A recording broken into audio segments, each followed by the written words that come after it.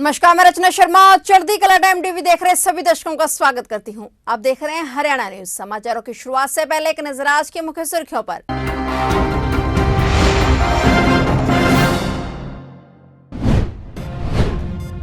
आठ करोड़ किसानों के खातों में पीएम किसान योजना के 16,000 करोड़ रुपए ट्रांसफर। सीएम मनोहर लाल ने प्रधानमंत्री नरेंद्र मोदी का जताया आभार। कांग्रेस के राष्ट्रीय अध्यक्ष पद के लिए चंडीगढ़ में भी हुई वोटिंग। अध्यक्ष पद के लिए नेता प्रतिपक्ष हुड्डा ने डाला वोट।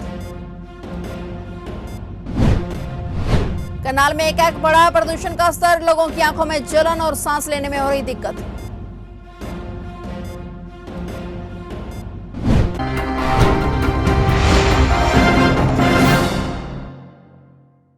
और अब समाचार विस्तार से। देश के किसानों को आज पीएम मोदी ने दिवाली गिफ्ट दिया है। प्रधानमंत्री नरेंद्र मोदी ने आज सोमवार को राष्ट्रीय राजधानी दिल्ली में पीएम किसान सम्मान सम्मेलन का उद्घाटन किया। इस मौके पर किसानों से जुड़ी अहम योजनाओं की शुरुआत की गई। पीएम मोदी 600 पीएम किसान समृद्धि केंद्रों का उद्घाटन करने पहुंचे। 13 लाख किसान इन कार्यक्रम से जुड़े। साथ ही पीएम किसान योजना की 12वीं किस्त के रूप में 8,000 किसानों के खातों में 16,000 करोड़ रुपए की राशि भी ट्रांसफर की गई। इसके अलावा भारतीय जन उर्वरक परियोजना, एक राष्ट्रीय उर्वरक कृषि स्टार्टअप कॉन्क्लेव और प्रदर्शनी का भी शुभारंभ किया गया। केंद्र सरकार की इन योजनाओं से देश भर के किसानों को फायदा होगा। ये जानकारी मुख्यमंत्री मनोहर लाल ने ट्वीट कर साझा की। वहीं सीएम मनोहर लाल ने इस अवसर पर प्रधानमंत्री नरेंद्र मोदी का आभार जताया। सीएम बोले कि प्रधानमंत्री जी किसानों के कल्याण के लिए सदैव कृत संकल्पित हैं। प्रधानमंत्री दिवाली से पहले किसानों को बड़ा तोहफा देते हुए आज पीएम किसान सम्मान सम्मेलन 2022 का उद्घाटन एवं किसान सम्मान निधि की 16,000 करोड़ की 12वीं किस्त जारी कर रहे हैं। भारत की खेती के सभी बड़े भागीदार आज रूबरू में और वर्चुअली पूरे देश के हर कोने में इस कार्यक्रम में हमारे साथ जुड़े हुए हैं। ऐसे महत्वपूर्ण मंच से आज किसानों के जीवन को और आसान बनाने,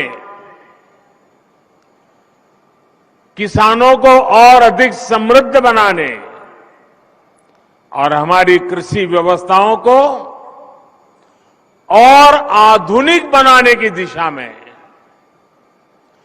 कई बड़े कदम उठाए जा रहे हैं। आज देश में 600 से ज्यादा प्रधानमंत्री किसान समृद्धि केंद्रों की शुरुआत हो रही है।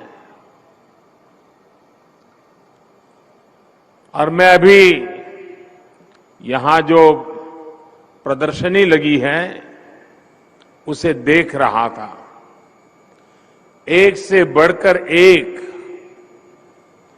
ऐसी अनेक टेक्नोलॉजी के इनोवेशन वहां है, तो मेरा मन तो कर रहा था कि वहां जरा और ज्यादा रुक जाऊं, लेकिन त्योहारों की सीजन है, आपको ज्यादा रोकना नहीं चाहिए, इसलिए मैं मंच पे चला आया।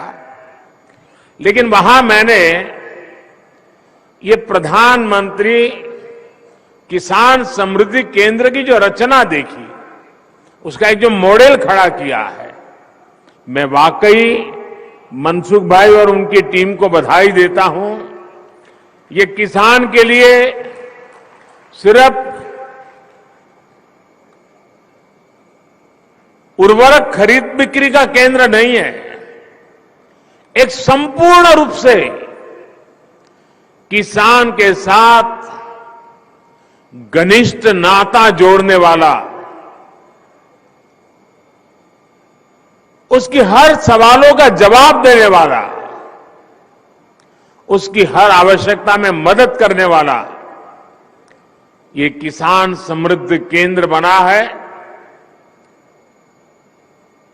साथियों, थोड़ी देर पहले ही देश के करोड़ों किसानों को पीएम किसान सम्मान निधि के रूप में 16,000 करोड़ रुपए की एक और किस्त उनके खाते में जमा हो गई। कांग्रेस के राष्ट्रीय अध्यक्ष पद के लिए आज चंडीगढ़ में भी वोटिंग हुई है। कांग्रेस भवन में चली वोटिंग प्रक्रिया में हिस्सा लेने के लिए नेता प्रतिपक्ष भूपेंद्र सिंह हुड्डा भी पहुंचे और मतदान किया। इस मौके पर हुड्डा ने कहा कि आज हरियाणा प्रदेश कांग्रेस कमेटी मुख्यालय पहुंचकर कांग्रेस अध्यक्ष पद हेतु हो रहे चुनाव में मतदान किया और पार्टी के आंतरिक लोकतंत्र को मजबूत करने में अपनी भूमिका निभाई। बता दें कि मतदान की प्रक्रिया शाम 4 बजे तक चली और 19 अक्टूबर को वोटों की गिनती के बाद नतीजे घोषित किए जाएंगे। कांग्रेस का राष्ट्रीय अध्यक्ष बनने की रेस में मल्लिकार्जुन खड़गे और शशि थरूर शामिल हैं।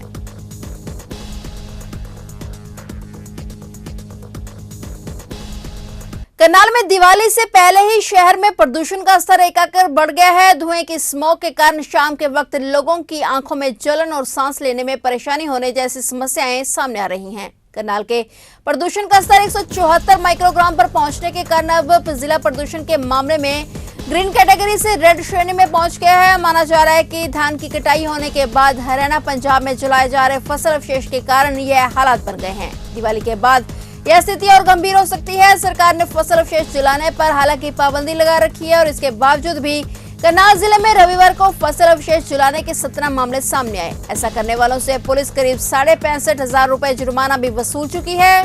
यही नहीं, 3 लोगों के खिलाफ मामला भी दर्ज किया गया है।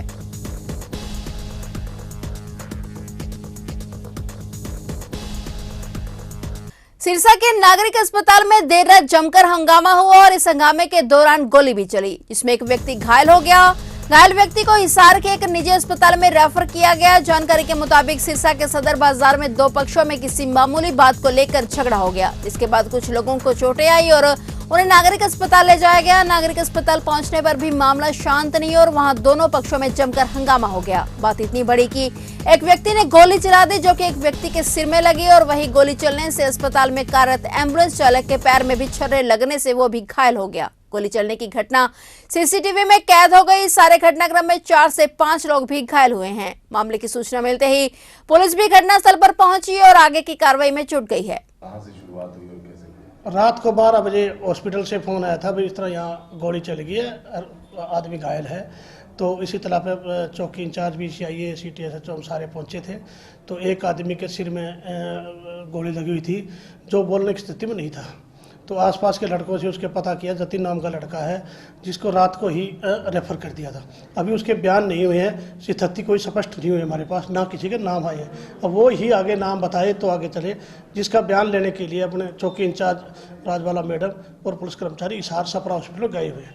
जो ही वहाँ से नाम क्लियर हो जाएंगे, सारी पिक्चर क्लियर हो जाएगी। झगड़ा चंदन बेकरी के पास कोई एडवोकेट है, वो उसके दोस्त थे और एक लड़का पैदल कुत्ते को घुमा रहा था। उनका किसी बात पर झगड़ा हुआ है। उस झगड़े में ईंट आंट लगी है, गाड़ी के शीशे टूटे हैं। उसके बारे में हमारे पास कोई किसी ने कंप्लेंट दी नहीं है। सर, कितने राउंड फायरिंग हुई है, कोई गिरफ्तारी भी हुई है? नहीं, एक आदमी के सिर में गोली लगी है, जिसकी हालत गंभीर है और जो अब सपरा हॉस्पिटल में एडमिट है। बाजार में झगड़ा होने के बाद नागरिक हॉस्पिटल में ही गोली चली है, वहीं गोली लगी है। तो अभी कोई कंप्लेंट, कोई किसी तरह की शिकायत आपके पास आई है दोनों पक्षों में से? अभी तक हमारे पास ना तो जो चंदन बेकरी पास झगड़ा उसकी कोई कंप्लेंट आई और ना ही रात को गोली। वो आदमी सीरियस है, उसका बयान लेने के लिए हम गई हुई है पुलिस टीम। वहाँ से बयान होंगे और वो नाम बताएंगे, उसी आधार पर आगे कार्रवाई। नहीं, MLR तो 5-6 लोगों की MLR कटी है, पर हमारे पास अभी MLR रुका भी नहीं आया है। वैसे हम तो जो इतला मिली, टेलीफोनिक इतला पे सारी पुलिस गई थी, रात को घूम रहे थे। वीडियो फुटेज भी हमने कई जगह देखे हैं, गाड़ियाँ घूमती पर नंबर प्लेट वगैरह सही नहीं आई। तो वो उसके आदमी से बोलने से या उसके साथी जो उसके साथ उसके लेके जा रहे हैं, वो साथी सारी पिक्चर क्लियर करेंगे। जो नाम आएंगे उनको उठाएंगे। टोहाना शहर के चंडीगढ़ रोड स्थित कुमार फर्नीचर की दुकान से सामान खरीदने के लिए आए व्यक्ति की जेब से 50,000 रुपए चोरी होने का मामला सामने आया है। पीड़ित ने लिखित शिकायत पुलिस को दी है। पुलिस ने केस दर्ज कर जांच शुरू कर दी है। घटना का सीसीटीवी फुटेज सोशल मीडिया पर वायरल हो रहा है, जिसमें आरोपी कृष्ण कुमार की जेब से रुपए निकालते हुए साफ दिखाई दे रहा है। शिकायतकर्ता भीमेवाला निवासी कृष्ण कुमार ने बताया कि वह दोपहर करीबन 2:30 बजे उक्त दुकान से फर्नीचर लेने के लिए आया था, जहां दुकान पर आए 3 लड़कों ने झांसा देकर उसकी जेब से 50,000 रुपए चोरी कर लिए। मामले की सूचना उसने पुलिस को दे दी है।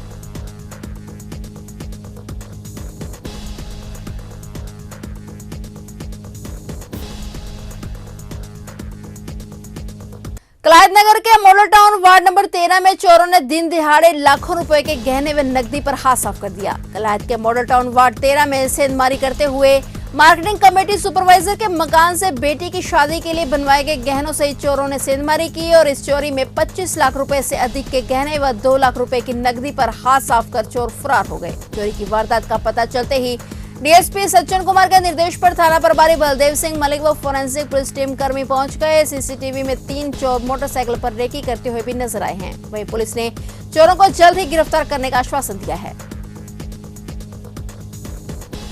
चल रही थी जी, रिश्ते की सारी इकट्ठी ही तैयारी चल रही थी। ये जानकारी मिली थी कि न्यू मॉडल टाउन में एक बंद मकान था, उसमें चोरी हो गई है। तो मौके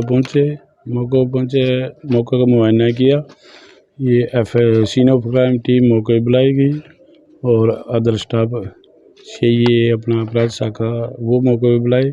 सीसीटीवी फुटेज है उनको खंगाला गया, जिसमें 2 व्यक्ति हैं वो दीवार से कूद के घर के अंदर एंट्री करते हुए दिखाई दे रहे हैं। बलदेव जी, बड़ी बात है कि दिन दिहाड़े लाखों रुपए और गोल्ड पर चोर हाथ साफ कर गए हैं। हाँ, इन्होंने इस मकान के बाहर गेट पे ताला लगाया था, जिससे अभी तक की जो बात आती है उससे ये पता चलता है कि शायद पहले रैकी की और मकान को बंद देख करके ताला लगाकर इस वजह से उन्होंने यहाँ ये वारदात को अंजाम दिया। देखिए बलदेव जी, पुलिस भी लगातार इस प्रकार प्रयास करती है कि घटना न हो, लेकिन जिस प्रकार से दिन दिहाड़े इस पर ये घटना हो जाती है बड़ी, तो पुलिस किस प्रकार से लेती है इसको?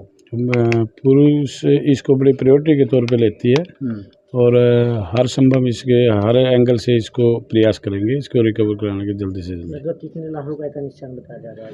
ये जो अभी जो कंप्लेंट दी है इसमें 25 तोले सोने और करीब 18 तोले चांदी बता रहे हैं और कैश है। सीसीटीवी फुटेज भी कोई मिली है पुलिस को या अभी आसपास के मकान है उनमें फुटेज है उसे, लेकिन कोई क्लियरिटी नहीं दिख रही है। उससे सिर्फ ये है कि भी 2 आदमी हैं वो दीवार फांद कर और अंदर एंट्री की है। पीडब्ल्यूडी रेस्ट हाउस कालका में एसीपी कालका रमेश गुलिया ने नगर परिषद के चेयरमैन कृष्णलाल लांबा एवं सभी पार्षदों के साथ कालका पिंजौर में नशे के व्यापार को खत्म करने के लिए बैठक आयोजित की। बैठक में एसीपी रमेश गुलिया ने कहा कि कालका में बढ़ रहे नशे के व्यापार को रोकने के लिए नगर परिषद चेयरमैन लांबा और सभी पार्षदों का सहयोग चाहिए। और एसीपी कालका ने कहा कि चेयरमैन और सभी पार्षदों ने उन्हें भरोसा दिलाया है कि जिसके एरिया में जो नशे का काम करता है वह नशे के कारोबार को खत्म करने के लिए पुलिस का पूरा सहयोग करेंगे। सर, आपने नगर परिषद के पार्षदों से जो मीटिंग करी है नशे के बारे में, उसके बारे में क्या कहना चाहेंगे? देखो, इसमें मैंने चेयरमैन साहब से रिक्वेस्ट करी थी कि मैं एक बार सभी जो अपने यहाँ पर मौजूद व्यक्ति हैं या एमसी वगैरह हैं, मैं एक बार इससे सबसे मिलना चाहता हूँ। तो उन्होंने सभी से बातचीत कर हमारी मीटिंग हुई थी पीडब्ल्यूडी इसमें रेस्ट हाउस में। तो हमारा मेन मुद्दा उसमें यही था कि जो यहाँ पर नशे का एक चला हुआ है, तो नशे के बारे में हमने ये मीटिंग करनी थी। तो हमारी मीटिंग भी सक्सेस रही। सभी ने, जितने भी एमसी वहाँ पर आए हुए थे, चेयरमैन साहब थे, तो सभी के साथ में अच्छे उस पर वो हमारी बातचीत हुई है और सभी ने भरोसा दिलाया है कि भी जिसके एरिए में जो भी ये नशे का काम करता है हम पुलिस का बिल्कुल सहयोग करेंगे और जहाँ पर जरूरत पड़ी हम आगे आएंगे। भारतीय किसान यूनियन के प्रदेशाध्यक्ष रतन मान और करनाल के जिला प्रवक्ता सुरेंद्र सांगवान का पंचकुला के सूरजपुर में पहुंचने पर ग्रामीणों ने जोरदार स्वागत किया। किसान नेता मान ने कहा कि राष्ट्रीय अध्यक्ष नरेश टिकैत, राष्ट्रीय प्रवक्ता राकेश टिकैत और राष्ट्रीय महासचिव युद्धवीर के दिशा निर्देशों के अनुसार पंचकुला की कमेटी बनाई गई, जिसमें करम सिंह को जिला प्रधान बनाया गया और आगे ब्लॉक की कमेटी बनाई जाएगी। मान ने सूरजपुर गोगा मेड़ी में किसानों को संबोधित करते हुए कहा कि भारत के एक एक किसान के साथ भारतीय किसान यूनियन का संपूर्ण सहयोग रहेगा। किसी भी गांव में या देश के किसी भी कोने से किसान की आवाज पर उसे पूरी सहायता दी जाएगी। मंत्री ने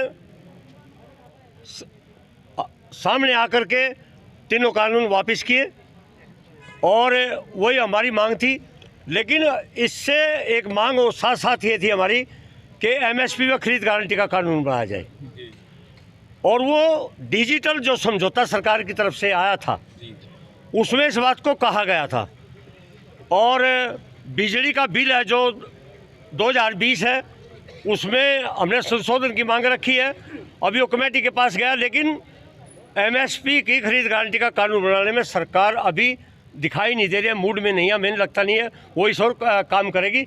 इसके लिए और अन्य जो और डिमांड है उसके लिए आंदोलन बदस्तूर जारी रहेगा। जैसे डिजिटल की बात कर रहे हो, क्या अमली जामा सरकार की तरफ से पहनाया गया, जिस डिजिटल स्कीम की बात कर रहे हैं जिनके लिए उन्होंने हाँ की थी आपको?